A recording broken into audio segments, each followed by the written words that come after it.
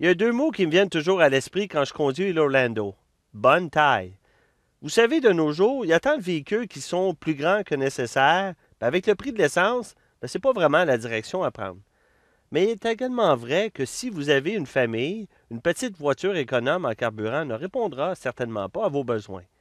Mais si vous pouviez choisir un véhicule qui vous offre le juste équilibre entre les deux, un véhicule qui est dans votre budget et qui offre de bonnes capacités de chargement, mais qui consomme aussi peu qu'une voiture comme 6,7 litres au 100 km, lorsqu'il est couplé à une boîte manuelle, ou 6,9 litres au 100 km sur route avec une boîte automatique.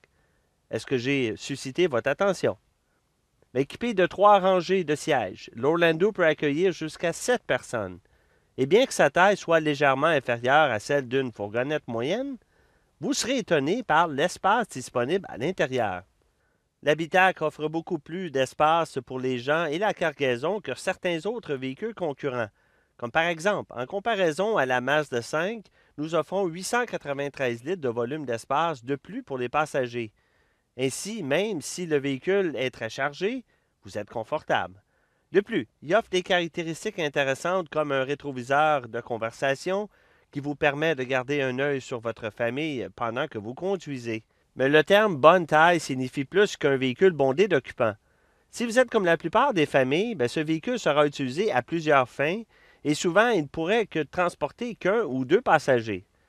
Que ce soit pour vous rendre au travail, à l'aréna locale ou à l'épicerie, vous allez remarquer que l'Orlando est facile à manœuvrer et à garer. Et je pense que c'est un point très important. Bien qu'il soit en mesure de transporter une quantité surprenante de personnes ou de marchandises, l'Orlando est incroyablement maniable, facile à conduire et à vivre à chaque jour. Savez-vous où la taille de l'Orlando m'impressionne vraiment le plus? C'est dans le garage.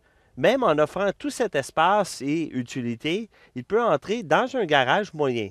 Ainsi, l'hiver, plutôt que de le stationner dans l'entrée, puis d'avoir à le déneiger puis à gratter la glace, je peux stationner dans le garage et il sera déjà bien au chaud pour me rendre au travail.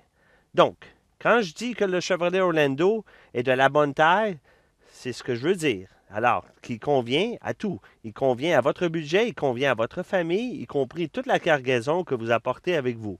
Il peut facilement être garé dans le garage. Il convient tout simplement. Faites l'essai d'un Orlando et voyez ça par vous-même.